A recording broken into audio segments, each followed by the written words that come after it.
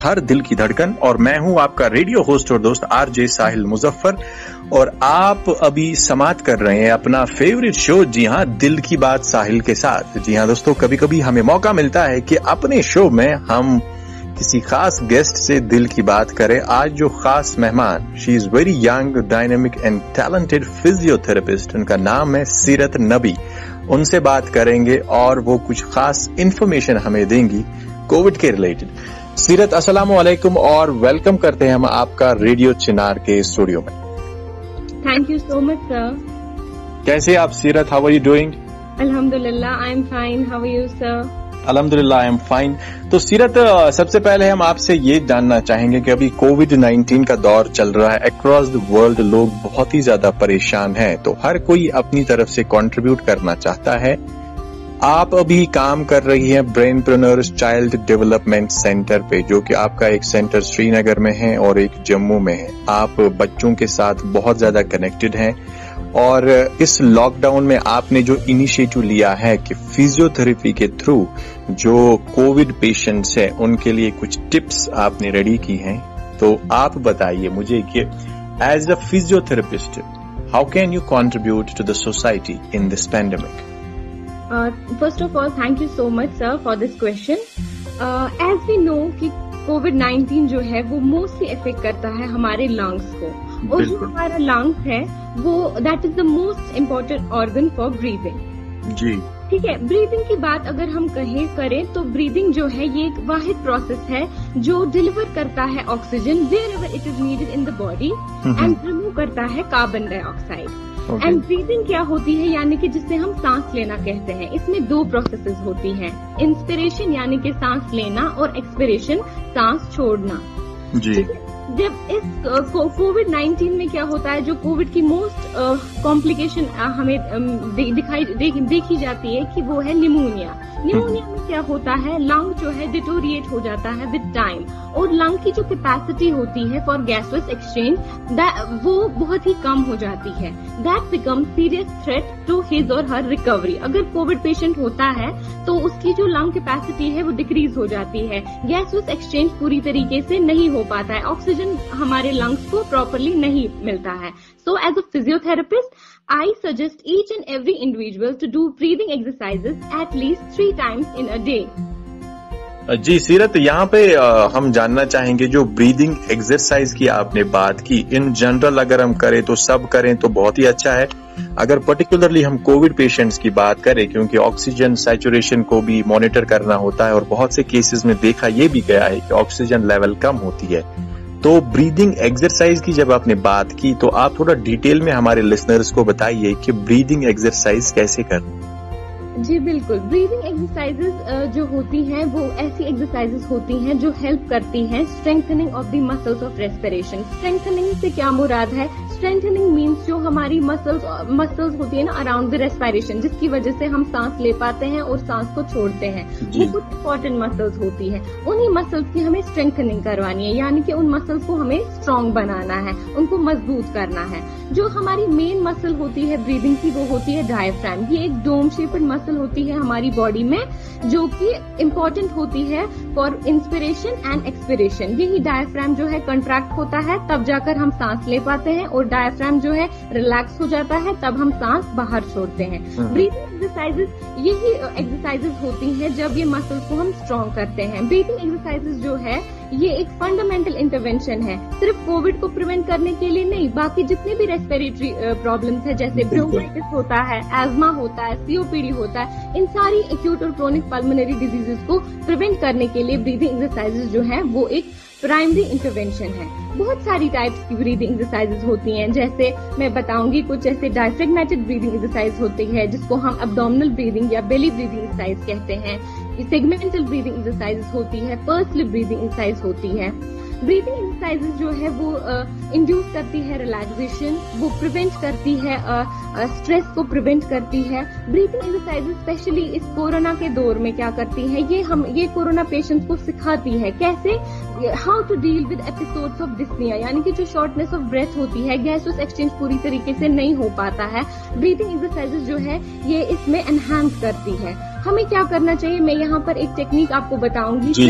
बहुत ही simple technique है diaphragmatic breathing exercises की, जो कि जो भी है इनफैक्ट हर कोई इंडिविजुअल कर सकता है, इंक्लूडिंग प्रेग्नेंट वुमेन, चिल्ड्रन, जो एक हेल्दी इंडिविजुअल है वो भी जो कोविड पॉजिटिव है, जिसमें माइल्ड टू मॉडरेट सिम्टम्स है, वो breathing exercises diaphragmatic breathing exercise कर सकता है। इसमें क्या करना है, पेशेंट को सिंपली रिलैक्स करना है। सबसे पहले अपने शोल्डर्स को रिलैक्स करना है, फिर एक नॉर्मल सिटिंग पोजीशन में बैठना है। उसके बाद जो अपना हाथ है वो अपने एब्डोमेन पे रखेगा और ब्रीथ करेगा नाक से।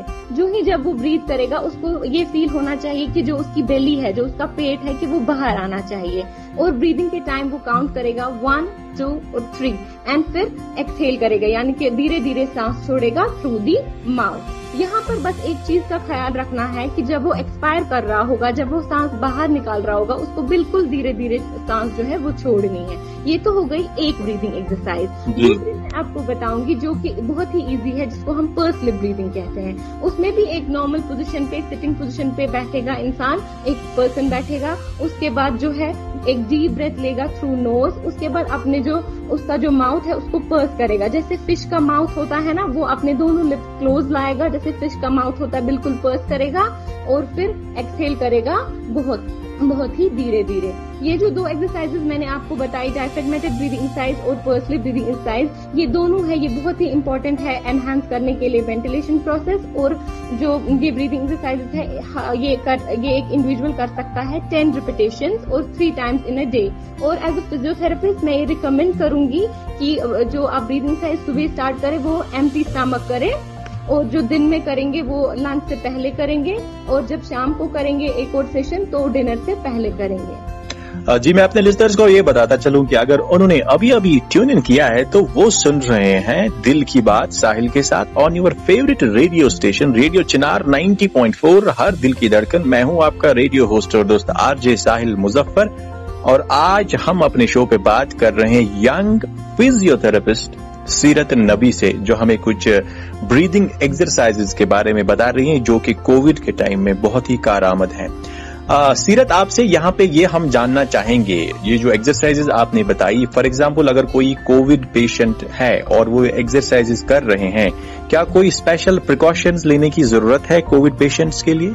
जी बिल्कुल, अगर एक कोविड पॉजिटिव पेशेंट जो है वो ब्रीदिंग एक्सरसाइजेज कर रहे हैं, उनको बहुत ही मैं कुछ कॉन्ट्राइंडिकेशंस बताऊंगी जिनमें उनको खास ख्याल रखना है कि ब्रीदिंग एक्सरसाइज या तो स्टॉप करनी है या तो बिल्कुल ही नहीं करनी है। जैसे कि मैंने कहा कि जिसको शॉर्टनेस ऑफ ब्रेथ है वो बिल्कुल कर सकता है ये एक्सरसाइज, लेकिन अगर एक कोविड पॉजिटिव पेशेंट को हाई फीवर है, अबव 100 डिग्री सेल्सियस जो है फीवर है, तो वो ये ब्रीदिंग एक्सरसाइजेज ना करे। अगर एक पेशेंट को हाइपरटेंशन है, उसका बीपी बड़ा फ्लक्चुएट हो रहा है, इंक्रीज हो रहा है, तो I recommend not to do these breathing exercises.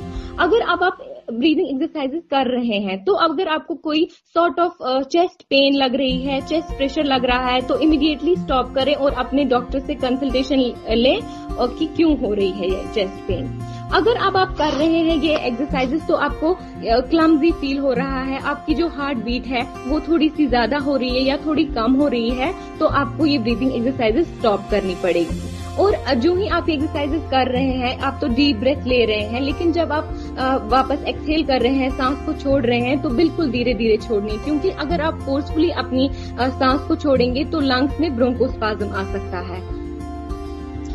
जी, बहुत ही अच्छी इन्फॉर्मेशन आपने दी। और जो कोविड पॉजिटिव पेशेंट्स है, अगर वो हमें सुन रहे हैं तो हम उनसे रिक्वेस्ट करते हैं कि वो इन एक्सरसाइजेस के दौरान इन प्रिकॉशंस का भी ख्याल रखें जो सीरत ने अभी हमें बताई।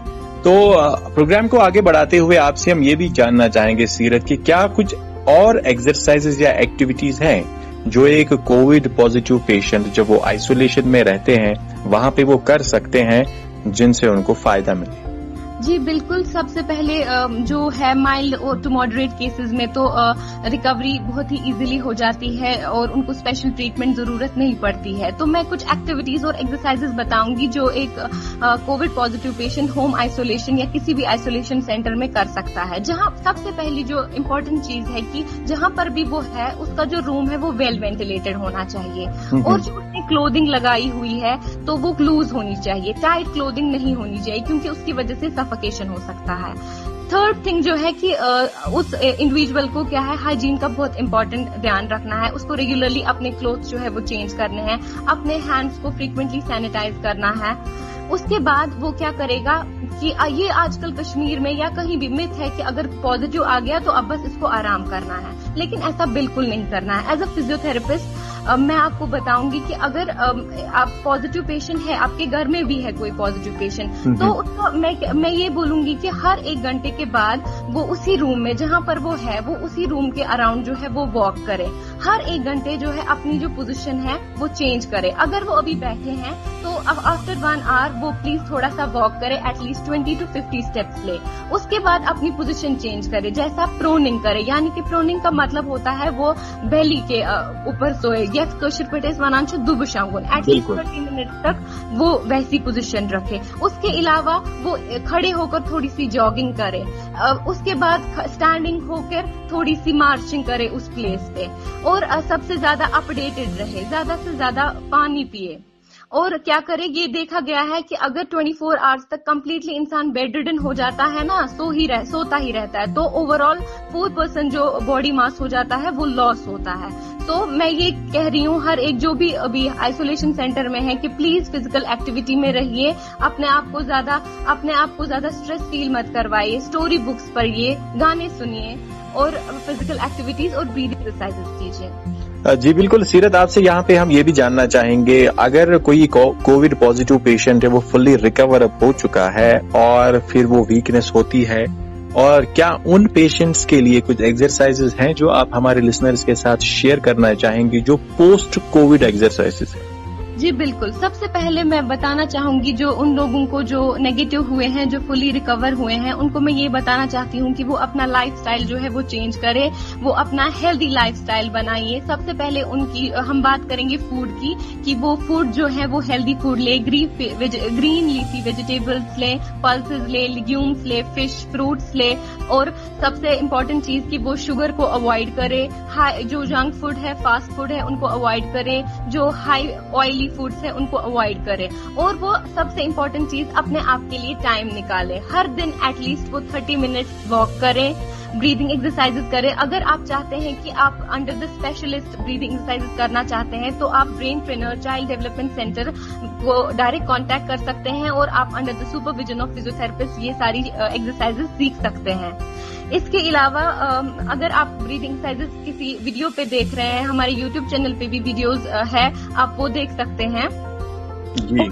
और ये ब्रीदिंग एक्सरसाइजेस अगर आप नहीं कर पा रहे हैं तो एक छोटा सा इंस्ट्रूमेंट आता है जिसको हम बोलते हैं इंसेंटिव स्पायरोमीटर या रेस्पायरोमीटर। उसमें एक ट्यूब होता है छोटा सा, और उसमें बॉल्स होती हैं अंदर से। वो ट्यूब आपको अपने माउथ में लेना है और उसी ट्यूब के थ्रू आपको सांस लेनी है। तो आपकी लंग की कैपेसिटी के हिसाब से वो बॉल्स जो है वो रेज होंगी। अगर आपका लंग जो है वो हेल्दी है तो तीनों बॉल्स रेज होंगी। अगर थोड़ा सा अभी हेल्दी नहीं है, धीरे धीरे आप रिकवरी की तरफ बढ़ रहे हैं, तो आपको ये ब्रीथिंग एक्सरसाइजेस प्रैक्टिस करनी है थ्रू इंसेंटिव स्पायरोमीटर। इसके अलावा आप क्या कर सकते हैं, जो कि यंग मेल लोग होते हैं वो घर में ही जिम थोड़ा सा स्टार्ट कर सकते हैं, जैसे वो स्क्वाटिंग कर सकते हैं, पुशअप्स कर सकते हैं, वॉल पुशअप्स कर सकते हैं। और मैं एक चीज यहाँ पर बताना चाहूंगी अपने लिसनर्स को कि आपका जो मूड है, mood is directly proportional to our immunity. जितना हम खुश रहेंगे ना उतनी हमारी इम्यूनिटी जो है वो बढ़ेगी। एब्सोल्युटली। और जो एक फैक्ट है, साइकोलॉजिकल फैक्ट, अगर एक इंसान 15 to 20 मिनट्स तक हंसेगा, उसका मूड अच्छा रहेगा, तो ऑलमोस्ट 40 कैलोरीज जो है वो उसकी बर्न हो जाएगी। सो आपको जितना हो सके स्ट्रेस फ्री रहना है, अपने माइंड को फ्री रखना है, अपडेटेड रहना है, और अच्छी अच्छी चीजें खानी है, हाइड्रेटेड रहना है। जी बिल्कुल सीरत, आपने बहुत ही अच्छी इन्फॉर्मेशन हमारे लिसनर्स के साथ शेयर की। यहाँ पे मैं अपने लिसनर्स को बताता चलूं कि अगर उन्होंने अभी ट्यून इन किया है और वो कुछ अच्छा सुन रहे हैं, तो वो सुन रहे हैं रेडियो चिनार 90.4, हर दिल की धड़कन। शो चल रहा है दिल की बात साहिल के साथ, और मैं हूं आपका रेडियो होस्ट और दोस्त, जी हाँ, आरजे साहिल मुजफ्फर। सीरत, चूंकि आप ब्रेनप्रेन्योर चाइल्ड डेवलपमेंट सेंटर श्रीनगर के सेंटर में वहां पे एज फिजियोथेरेपिस्ट हैं, और आपका ज्यादा काम बच्चों के साथ रहता है, तो कोविड की वजह से हमारे बच्चे भी देखे गए हैं, वो भी इफेक्ट हो रहे हैं। आप एज ए फिजियोथेरेपिस्ट पेरेंट्स के लिए क्या मैसेज है कि वो अपने बच्चों का कैसे ख्याल रखे इस कोविड पैंडेमिक के टाइम में? जी बिल्कुल, एज अ फिजियोथेरेपिस्ट मैं सारे पेरेंट्स को ये बताना चाहूंगी कि वो ज्यादा से ज्यादा अपने बच्चों के साथ टाइम स्पेंड करे। ये ना करे कि उनको फोन थमा दे या टीवी ऑन कर दे और उनको वो चीजें करने दे। स्क्रीनिंग बहुत कम करे, वो बच्चों के साथ बच्चे बने, वो उनके साथ खेले। जैसे डिफरेंट एक्टिविटीज है जो इस टाइम पर जो चाइल्ड डेवलपमेंट सेंटर है, ब्रेनप्रेन्योर चाइल्ड डेवलपमेंट सेंटर, हम अभी भी ऑनलाइन जो है हम लोगों की वर्चुअल क्लासेस हो रही हैं। हमने यूट्यूब चैनल पे भी डिफरेंट एक्टिविटीज दिखाई है जो बच्चों के लिए रिलेटेड है, और बच्चों को सिखाइए, उनको डिफरेंट चीजें सिखाइए। जैसे एक मदर को मैं बताऊंगी कि वो जब वो घर का काम कर रही होंगी या कुछ चीजें पका रही होंगी तो वो उसमें बच्चे को भी इन्वॉल्व करे। हाँ जी बेटा, मेरे को जाकर अंदर से कोई अगर वेजिटेबल लाना हो वो लेकर आए, चलो ये वॉश कर दो। थोड़ी बहुत डेली लिविंग एक्टिविटीज उनको सिखाइए। जी, वो चीजें इनको सिखाइए। तो मैं पेरेंट्स को यही बोलूंगी कि वो ज्यादा से ज्यादा अपने बच्चों के साथ टाइम स्पेंड करे और उनकी स्क्रीनिंग जो है वो बहुत ही कम करे। जी सीरत, एक्चुअली आपको भी नॉर्थ कश्मीर में नहीं बल्कि अक्रॉस द वर्ल्ड हमारी ऐप के थ्रू लोग सुन रहे हैं। तो आज हमारे स्टूडियो से सीरत का क्या मैसेज रहेगा इस पैंडेमिक के टाइम में फॉर आवर लिसनर्स? मैं ये एज अ फिजियोथेरेपिस्ट मैं ये मैसेज देना चाहती हूँ कि आप अपना लाइफस्टाइल जो है वो चेंज करें। आप अपने आप को बिजी रखें, like in physical exercises, walking में, ब्रीदिंग एक्सरसाइजेज में, हाउस होल्ड एक्टिविटीज में। अगर आपको लगता है कि आपको ये सारी चीजें, ये सारी टेक्निक सीखनी है in front of the therapist, तो आप हमारे सेंटर ब्रेनप्रेन्योर चाइल्ड डेवलपमेंट सेंटर को कॉन्टैक्ट कर सकते हैं। और साथ ही साथ ब्रेनप्रेन्योर चाइल्ड डेवलपमेंट सेंटर आने वाले कुछ दिनों में एक वेबिनार कंडक्ट कर रहा है, which we term it as rising above ourselves in this pandemic. तो आप हमारी वेबसाइट www.brainpreneurs.in/ से ये सारी इन्फॉर्मेशन ले सकते हैं और घर बैठे हमारे इस वेबिनार को ज्वाइन कर सकते हैं। और इस वेबिनार में हम प्री रिहैबिलिटेशन रेस्पिरेटरी टेक्निक सिखाएंगे और ये सारी ब्रीदिंग एक्सरसाइजेज आपको सिखाएंगे। तो आप ये सारी एक्सरसाइजेज हमारे साथ उस वेबिनार में सीख सकते हो। जी, that's really great for this information. Seerat, आखिरी में ये आपसे मैं जानना चाहूंगा कि आपने रेडियो चिनार पे आज हमारे साथ बात की, हाउ डू यू फील?